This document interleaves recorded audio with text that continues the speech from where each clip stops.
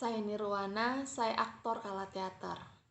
Program bercerita dari rumah kali ini dipersembahkan khusus untuk mengenang Bapak Sapardi Djoko Damono melalui karya-karyanya.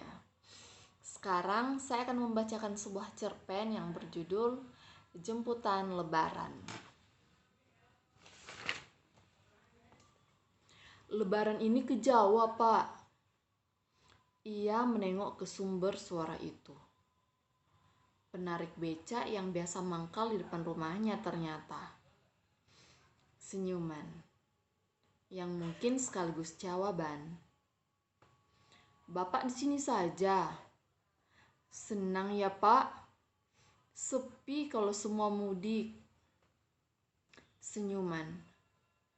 Ia tak merasa sungguh-sungguh melemparkan senyuman. Tak terdengar pertanyaan lagi. Pada jam orang berangkat ke kantor, ia biasa membuka gembok kecil pagar rumahnya. Yah, biar saja digembok, Pak. Masa pagar nggak digembok?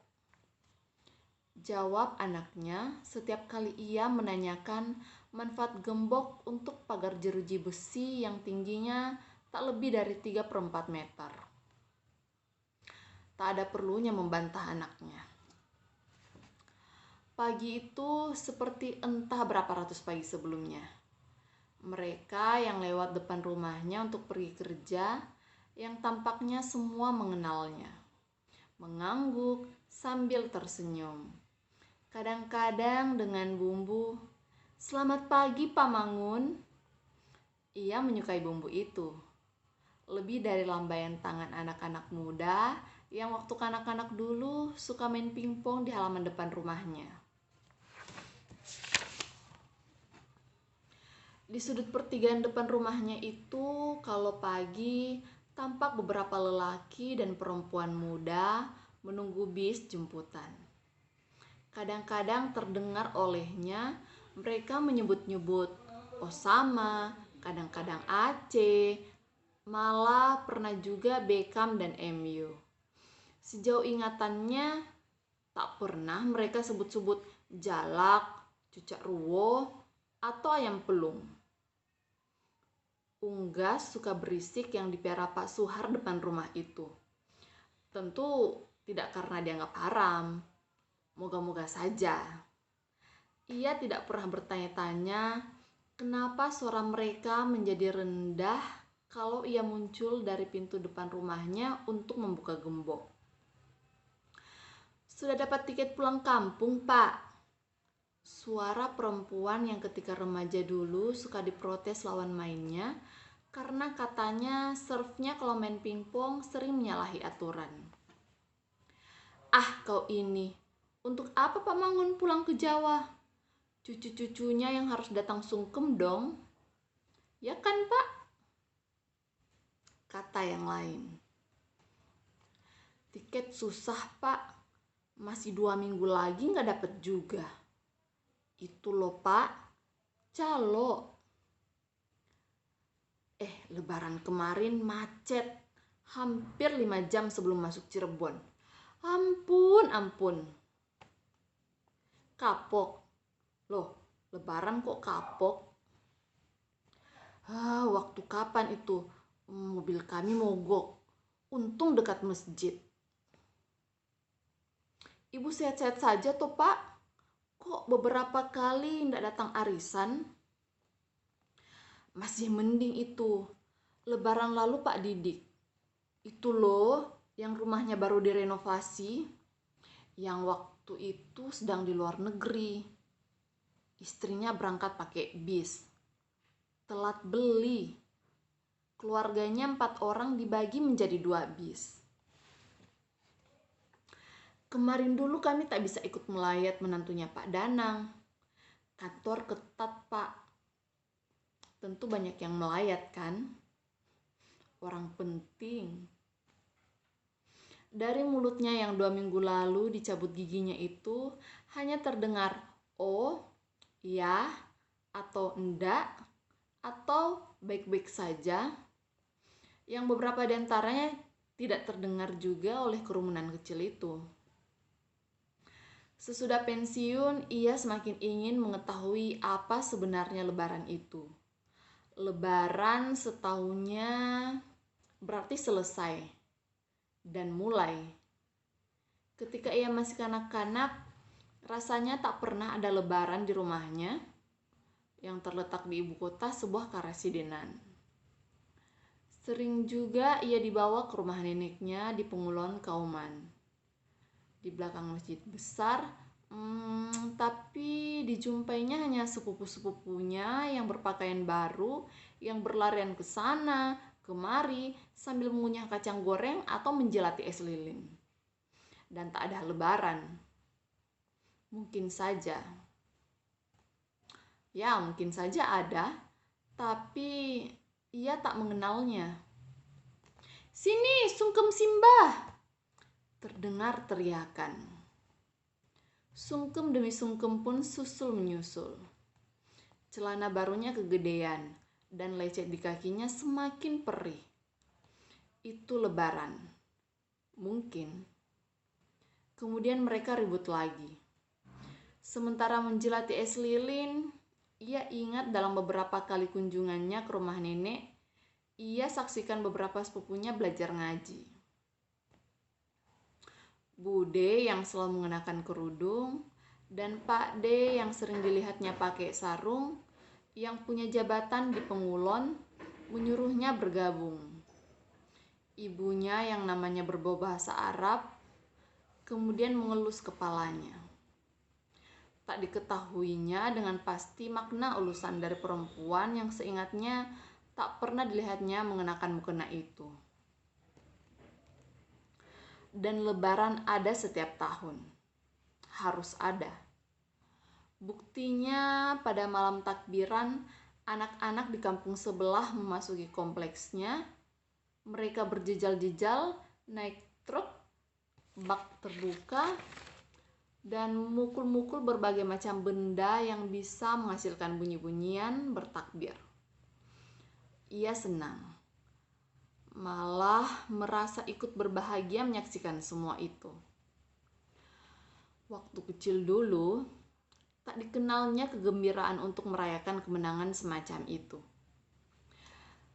Yang diawali pula setiap malam dengan serangkaian ledakan mercon sehabis sahur.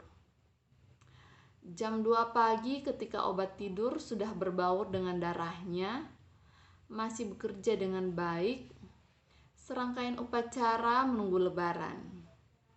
Ia tak ingat masa kanak-kanak semacam itu. Ia ingat peribahasa Jawa, kebo nyusu gudel. Ketika diajari menghafal beberapa ayat suci oleh anak-anaknya sendiri, yang waktu itu masih duduk di sekolah rendah dan belajar menghafal doa dari Pak Guru Agama. Ia mulai berpikir tentang kemungkinan bertemu dengan Lebaran. Keinginannya itu semakin kuat ketika anak-anaknya sudah kabur entah kemana dan istrinya lebih sering ngomong cucu. Ikut mereka. Dan yang dilihatnya tak pernah telat melakukan sholat.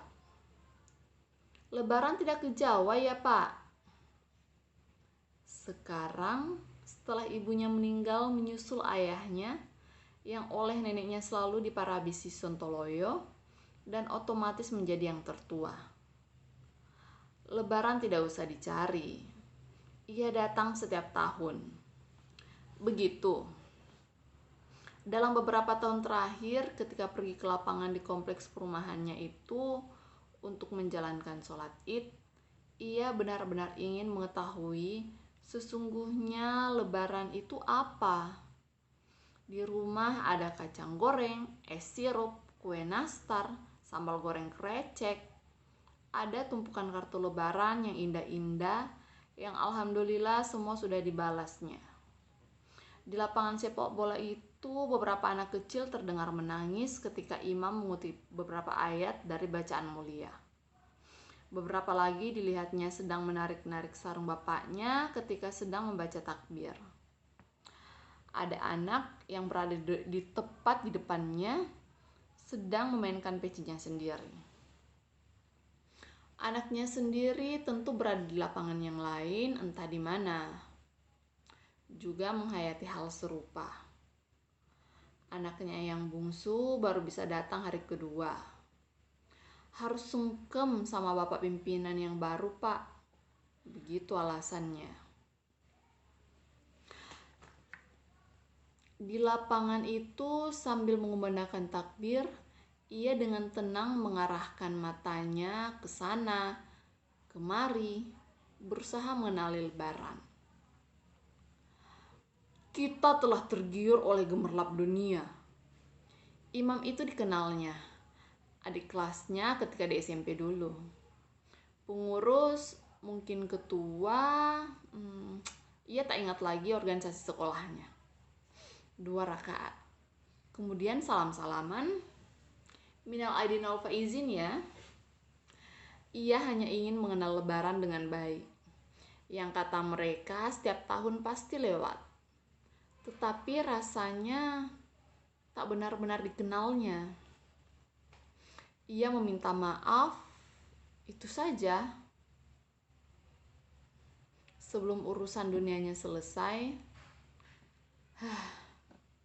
malam ini di ruang depan berbentuk huruf L yang berfungsi sebagai ruang tamu dan ruang keluarga, bahkan juga ruang makan, ia tak putus-putusnya membaca takbir, membayangkan salat Id besok pukul 7 di lapangan sepak bola itu. Hanya kadang-kadang di sela suara istrinya yang menawarkan teh atau kue nastar. Atau, "Bapak sudah minum obat kan?" Ya, sejak beberapa tahun terakhir ini detak jantungnya harus diatur oleh Kardoren. Anak-anak di atas kendaraan terbuka bertakbir kesana kemari.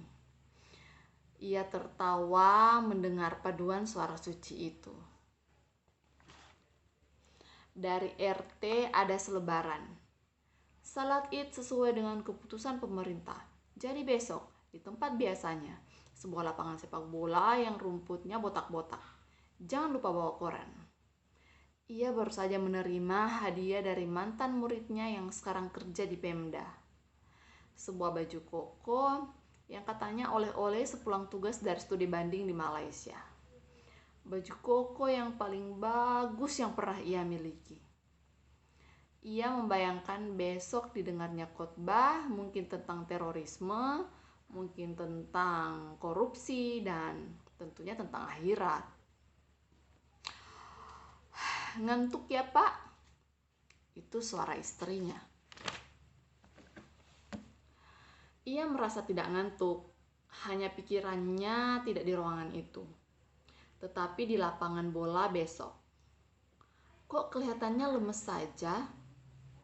Kali ini ia harus menemani Lebaran dan meminta maaf. Kepada tetangga, nanti ia cukup mengucapkan minal aidin wal faizin. Tetapi kepada Lebaran tidak. Tidak. Belum cukup. Baginya, seharusnya sejak kecil aku mengenalnya. Langit sejak sore agak mendung. Dan kini mulai terdengar geleduk, kilat. Antena TV-nya dicabut saja, Pak. Hanya samar-samar saja suara itu didengarnya. Meskipun TV tidak nyala. Mula-mula tik-tik bunyi hujan di atas genting. Kemudian airnya turun tidak terhingga. Lagu yang dikenalnya sejak kelas 1 sekolah rakyat itu tidak ada lanjutannya. Sebab angin tiba-tiba membuat keributan di atap-atap rumah tetangganya dan mengungkit-ungkit fiber gelombang yang menutupi garasi mobilnya. Ranting menggedor-gedor dan terhempas di tingkap. Dan hujan. Hujan yang sejak kecil dicintainya dan hujan.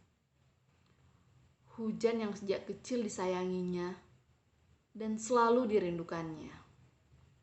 Yang kini pasti sudah menggenangi lapangan sepak bola. Pak, air meluap dari selokan, hampir masuk rumah. Tak didengar lagi teriakan istrinya itu.